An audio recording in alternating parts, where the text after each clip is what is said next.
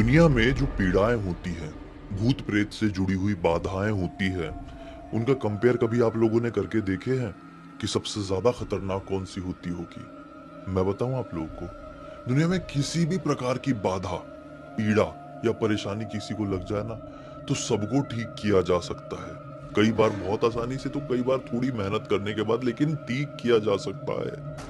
लेकिन अगर मैं बात करूं ब्रह्म राक्षस पीड़ा और बेताल पीड़ा की, तो ये इतनी खतरनाक होती है ना, लिटरली मैं बता रहा हूँ कि इंसानों की जिंदगी बर्बाद हो जाती है, फिर भी ये ठीक से ठीक नहीं हो पाती है।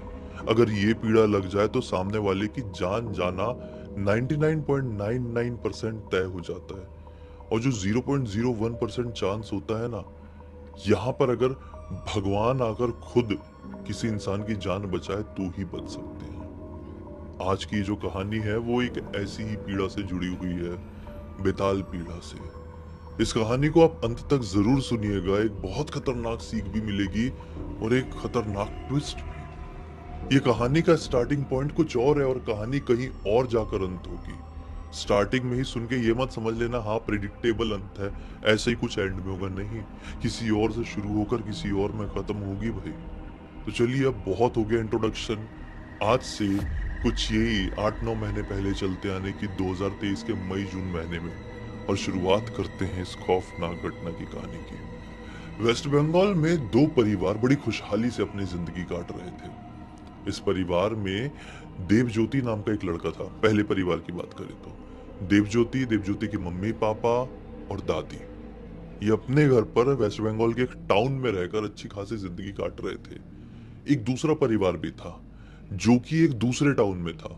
ये एक छोटा टाउन था और यहाँ पर रहता था देवज्योति की मौसी का परिवार। इस परिवार में मौसी, मौसा जी, इनके एक बेटे जो कि देवज्योति से बड़े थे उम्र में, और देवज्योति के नाना नानी, ये लोग रहते थे।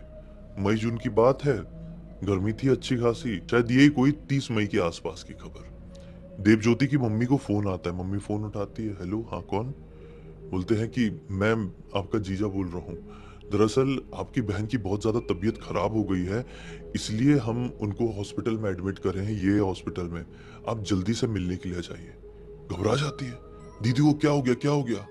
तो बताते हैं कि उन्हें ब्रेन स्ट्रोक हुआ है, आप जल्दी से आ जाइए। बोले ठीक है, वो फ़ोन काटते हैं। देवज्योति को बताती है, अपने बेटे को बताती है, मतलब अपने पति को बताती हैं। और तुरंत ही उनके हस्बैंड डिसाइड करते हैं कि हम तीनों तुरंत ही गांव के लिए निकलेंगे, तुम्हारी बहन की हालत देखेंगे ठीक ठाक है कि नहीं, सही जगह पे अस्पताल में इलाज चल रहा है कि नहीं। इन लोगों ने ऐसा क्यों सोचा, मैं आप लोगों को बताता हूँ। देवज्योति के जो मौसा जी थे, मतलब जिनकी तबीयत खराब थी, उनके जो हस्बैंड थे, वो थोड़े मानसिक स्थिति से उतने ज्यादा ठीक नहीं थे। उनका ऐसा था कि वो बहुत एक्सट्रीम भोले भाले थे, और उनको कोई भी बना सकता था, इजीली बना सकता था। और भगवान की बात करके तो उनको कोई भी एकदम कैसे भी करके ठग ले, बहुत इजीली ठग ले। बहुत सीधे व्यवहार के थे, इतना सीधा भी रहना नॉर्मल आप लोगों को नहीं दिखाता है। तो इसलिए इन लोगों को चिंता हुई देवज्योति के पापा को, देवज्योति की मम्मी को, कि अरे अरे वहां पे इतनी तबीयत खराब हो गई दीदी की, सही तरीके से इलाज होगा या नहीं। इन लोगों ने तुरंत अपनी गाड़ी बनाए और पहुंच गए वहां पे। वहां पे पहुंचे तो घर पे ताला लगा हुआ है, तो बोले हाँ हॉस्पिटल में एडमिट होंगे। हॉस्पिटल में पहुंचे तो क्या पता चला कि उनको तो यहाँ से डिस्चार्ज करा चुके हैं। अब ये शॉक्ड, बोले अरे, इनसे तो कल रात में ही बात हुई है, कैसे बोल रहे थे कि ये अस्पताल में एडमिट है, आप जल्दी से मिलने के लिए आ जाओ। और एडमिट थे भी, इतनी ज्यादा तबीयत खराब थी, तो यहाँ से डिस्चार्ज कैसे करवा लिए? डॉक्टर साहब से पूछे कि कहीं और आपने रेफर किए क्या? तो डॉक्टर साहब ने बोले नहीं नहीं नहीं, वो सिर्फ इतना बोल रहे थे कि हमको इलाज मिल गया है, इनको डिस्चार्ज कर दीजिए। तो हमने बहुत कोशिश की उनको समझाने की, लेकिन हमको फिर जब वो लोग जिद करने लगे तो डिस्चार्ज करना पड़ा। बाकी उनकी कंडीशन बिल्कुल भी ठीक नहीं थी। हम सजेस्ट करेंगे कि उनको अभी कहीं ना कहीं एडमिट रहना बहुत ज्यादा जरूरी है। ये परेशान हो गए यार, इन्होंने फोन लगाए, देवज्योति के मौसा जी को फोन लगाया, मतलब अपने साड़ू भाई को फोन लगाया देवज्योति के पापा ने। फोन नहीं उठा रहे, फोन नहीं उठा रहे। फिर लगभग 7-8 बार फोन किए हैं, फिर फोन उठाए, क्या बोलते हैं, अरे अरे हम थोड़ा बाहर आए हुए थे, आप आ गए हैं क्या? आप घर के लिए ही निकलिए, हम भी घर तरफ ही पहुंच रहे हैं, साथ साथ में पहुंचेंगे। फिर आपको मिल के पूरी बात समझाते हैं। तो देवज्योति का परिवार और इधर मौसी जी का परिवार सब एक साथ ही लगभग एक ही टाइम में इनके घर के सामने पहुंचता है। ये बोलते हैं कि क्या हो गया, कहाँ लेके गए थे, हम तो हॉस्पिटल गए हुए थे, आपने बोले थे हॉस्पिटल में एडमिट है, डॉक्टर साहब बोल रहे थे बहुत तबीयत खराब है, आप कहाँ लेके चले गए थे इनको।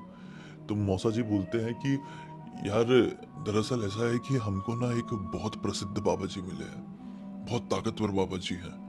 उन्होंने बोले कि इनकी बीमारी का इलाज उनके पास है। उन्होंने बोले कि डॉक्टर डॉक्टर को दिखाने से कोई फायदा नहीं है, उनका डायरेक्ट भगवान से कनेक्शन है, वो भगवान से बातचीत करते हैं, इसलिए हम इनको वहां पर लेकर गए थे। तो देवज्योति के पापा गुस्सा हो जाते, बोलते कैसी बात कर रहे हो, ब्रेन स्ट्रोक हुआ है, ये ढंग से उठ नहीं पा रही है, अभी भी देखो ये लेटी हुई है आपके कार के सीट में, आप कौन बाबा के पास ऐसे लेके गए थे। तो बोलते नहीं नहीं नहीं सब ठीक है, चलिए चलिए। तो यहाँ पर ना देवज्योति की मम्मी अड़ जाती, नहीं मेरी बहन का ढंग से इलाज होगा, कौन बाबा बाबा के चक्कर में पड़ गए हो आप, अभी के अभी हॉस्पिटल लेके चलो, नहीं तो आप घर के अंदर प्रवेश नहीं कर सकते, चाहिए आपका ही घर क्यों ना हो, मेरी दीदी को लेके चलो हॉस्पिटल। बहन का सवाल था यार। अब इतना बोली तो हॉस्पिटल लेके गए, अब हॉस्पिटल में एडमिट वापस से करवा दिए। अब क्या हुआ, हॉस्पिटल में एडमिट तो रहे, लेकिन रात में ये लोग देख रहे हैं कि मौसा जी आते और मौसी जी को कुछ, वो तो होश में ही नहीं थी, मुंह में कुछ खिलाने लगते, कभी भभूति खिलाते, तो कभी कुछ मिठाई खिलाते, तो कभी कोई पत्ता खिला देते। तो टोकी भी कि आप दीदी को क्या खिला रहे हो, क्या कर रहे हो आप रात के समय, कुछ ऐसा इन्फेक्शन हो जाएगा, दवाई ववाई चल रही है, ठीक नहीं है। तो बोलते नहीं नहीं ठीक हो जाएंगे, देख लेना, ये वो बाबा ने ही दिए हैं, जयंता बाबा नाम है उनका, बहुत ऊंचे लेवल के बाबा है, भगवान से बात करते हैं डायरेक्ट, उन्होंने बोले कि ये ठीक होगी। अब ये तो देख ही रहे थे, लेकिन खैर कितने दिन देख पाते। अब इन लोगों को भी तो अपना काम धंधा था अपने टाउन में। इन लोगों ने बोले कि ठीक है हम निकल रहे हैं, अगर तबीयत में कुछ भी चेंजेस आते हैं तो आप हमको बताना, क्योंकि देवज्योति के पापा को भी काम है और देवज्योति का 12th भी चल रहा है, तो इन लोगों को जाना बहुत ज्यादा जरूरी था। ये लोग चले गए। 10-15 दिन बाद खबर आती है कि मौसी जी की तबीयत ठीक हो गई है। ये लोग बहुत खुश होते हैं और देवज्योति से बोलते हैं देख बेटा हम दोनों जा रहे हैं, मतलब मम्मी पापा, देवज्योति के मम्मी पापा बोल रहे हैं कि देख बेटा तू यहीं पे रहे, तेरी क्लास 12th है, अभी इतने दिन से वहां पर था मौसी के गांव में, हम लोग जा रहे हैं उनको देखने के लिए, अब तो वो ठीक ही हो गई, तो तुझे जाने की कोई जरूरत नहीं है। मम्मी पापा चले गए, वहां पर देखे आके सब ठीक हुए, देवज्योति को लगा यार जाना था जाना था जाना था। मम्मी पापा लौट भी गए, मम्मी पापा ने बताया कि सब ठीक है, कोई दिक्कत नहीं है। अब कट टू इस चीज के ठीक 10 दिन बाद देवज्योति को मौसी के लड़के का फोन आता है, बोलता है कि भाई मेरा बर्थडे है परसों, तुझे आना पड़ेगा, मम्मी की तबीयत भी ठीक हुई थी, हॉस्पिटल से डिस्चार्ज भी हो रही थी, तब तू नहीं आया था, मैं कुछ नहीं जानता, तू आएगा आएगा आएगा। ये बोलता है ठीक है, अगर इतना बोल रहे हो तो मैं आ ही जाता हूँ, 2 दिन के लिए सही लेकिन आता हूँ। अब ठीक 2 दिन बाद देव अपने मौसी के लड़के के बर्थडे के लिए पहुंच जाता है। वो जैसे ही वहां पे पहुंचा तो क्या पाया कि इस बर्थडे में नॉर्मल लोग तो आए ही हुए हैं, साथ ही साथ वो बाबा जो कि मौसी जी को पता नहीं क्या क्या भेज रहा था, जिसकी वजह से मौसा जी ने मौसी जी को हॉस्पिटल से डिस्चार्ज करवा दिए थे, वो अपनी माँ के साथ आया हुआ है। देव ने देखा तो ये खुद को कंट्रोल नहीं कर पाया, क्योंकि देव अपनी मौसी से बहुत प्यार करता था, भड़क गया और बाबा को और माँ को उल्टा सीधा सुना दिया बाबा की, और बोला कि निकल जाओ, तुम लोगों के कारण मेरी अच्छी खासी मौसी मरते मरते बची है, क्या बाबा हो यार, क्या भगवान से बात करते हो तुम, फालतू की चीज करते हो, ऐसा ऐसा बोल के ना बाबा को वहां से भगवा दिया। अब इस बात का बहुत ज्यादा बुरा देव के कजिन ब्रदर को भी लगा, जिसका बर्थडे था, मतलब मौसी के लड़के को भी लगा, और मौसा जी को भी बहुत बुरा लगा, लेकिन क्या कर लेते बुरा लगा के। 2 दिन बाद तो वापस से देव को वहां से निकलना था, अपने घर जाना था। 2 दिन बाद देव वहां से निकलकर अपने घर पहुंच गया, और यहां से शुरुआत हुई इस खौफनाक कहानी की अगली पारी की। देव अपने घर पर पहुंचा है, चीजों में थोड़ा सा उसको बदलाव लग रहा था, रोज उसको थोड़ा थोड़ा थोड़ा थोड़ा थोड़ा थोड़ा फीवर रहता था, तबीयत खराब सी लगती थी, कमजोरी लगती थी, सपने आते थे डरावने डरावने। अब जब वो लौटा है अपनी मौसी जी के घर से, उसके ठीक 12 दिन बाद इसका जन्मदिन था। इसने अपने जन्मदिन का केक काटा है, काफी लोग आए हुए हैं, केक खिलाया विलाया, सबने खाया, खुद ने जैसी खाया केक, इसको ऐसा लगा कि मैंने मुंह में जलता हुआ आग का गोला डाल दिया हूं, थूका और बहुत चिल्लाया जोर जोर से। इसको ऐसा लगा मुंह में जलता हुआ आग का गोला डाल दिया, मतलब लिटरली सोचो। और वो टाइम से इसकी बहुत ज्यादा तबीयत खराब हो गई, ये वहीं पे बेहोश हो गया था, चिल्ला चिल्ला के इसकी वोकल कॉर्ड फटने जैसे हो गई थी। ये बेहोश हो गया। इसके बाद से इसका खाना पीना पूरी तरीके से छूट गया। इसको फ्रिज का भी खाना दे रहे थे ना, तो इसको ऐसा लग रहा था कि मैं खौलता हुआ कुछ मुंह में डाल ले रहा हूँ। इसका खाना बंद हो गया। ये पानी पी रहा था तो इसको ऐसा लग रहा था कि पानी लाल रंग का है, पानी खून जैसा दिखाई दे रहा था। खाना पीना खत्म हो गया था। बिस्तर से उठ पाना संभव नहीं था क्योंकि खाना पीना नहीं था। सो रहा था तो इतने डरावने सपने आ रहे थे, इतने डरावने जिसकी कोई लिमिट नहीं है। जैसे एक सपना मैं बताता हूँ कि ये देखता है कि मैं एक जंगल में गुम गया हूँ और जंगल में ढेर सारे पेड़ हैं और उस पेड़ में कुछ लोग उल्टे लटके हुए हैं जो कि निर्वस्त्र हैं और बहुत डरावने दिख रहे हैं। वो आदमी है, लेकिन ऐसा सपना क्यों आ रहा है इसको? इसको देख के बड़ी खतरनाक तरीके से चिल्ला रहे हैं। ये अपनी सिचुएशन से 2 महीने तक जूझा है। कहाँ कहाँ इसका ट्रीटमेंट नहीं हुआ, कहाँ कहाँ इसको लेके नहीं गए यार। कोलकाता से लेकर मुंबई से लेकर दिल्ली कहाँ कहाँ नहीं चले गए। आखिरकार डॉक्टर साहब ने बोल दिया कि हमारा कोई भी ट्रीटमेंट इसके ऊपर असर नहीं कर रहा है, इसको कुछ हो ही नहीं पा रहा है, कुछ फायदा ही नहीं हो रहा है। आप एक काम करो, अपने रिश्तेदारों वगैरह को बुला लो। अब इसको देख के ऐसा लग रहा है कि अब ये नहीं बच पाएगा, ये कुछ ही दिन का मेहमान है। ये बात की खबर जैसे ही देव की नानी को हुई तो नानी ने बोली नहीं, मैं ऐसा नहीं होने दूंगी। हमारे टाउन से थोड़ी दूरी पर एक काली माता का बहुत पुराना मंदिर है, मैं वहां पे जाती हूँ। वहां के जो पुजारी जी हैं वो देव के नाना जी के एक पुराने मित्र हैं, मैं उनसे बात करके देखती हूँ। वो गई और पुजारी जी से बात करी। पुजारी जी ने बोली कि मैं एक बार घर पर आकर देखूंगा। वो घर के अंदर प्रवेश करते हैं और बोलते हैं कि यहाँ पर एक शैतानी शक्ति का साया है जो कि सिर्फ और सिर्फ एक ही मकसद से आई हुई है, उस लड़के की जान लेने के मकसद से। हमें इस घर पे एक बहुत बड़ा यज्ञ करवाना होगा। ये पूजा 8 से 9 घंटे की चल सकती है। ये लड़का बहुत ज्यादा उग्र हो सकता है। वो शैतानी शक्ति हमको हरा कर इस लड़के की जान भी लेकर जा सकती है, लेकिन इसको बचाने का एक ही तरीका है। अभी से ठीक 5 दिन बाद अमावस्या की रात है। अगर उससे पहले हमने कुछ कर दिए तो ठीक है, वरना अमावस्या की रात को तो ये लड़का मर ही जाएगा।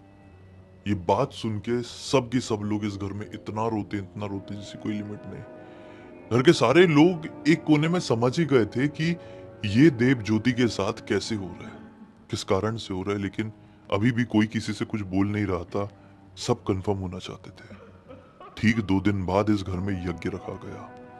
इस यज्ञ में हुआ यह कि देव इतना ज्यादा उग्र हो गया था कि जैसा बाबा जी ने बताया था कि मैं क्या बताऊं आपको। एक्सट्रीम केस में बाबा जी का एक शिष्य था, उसका सर फोड़ दिया था पूजा होते होते ही। लिटरली भगवानों को गाली दे रहा था।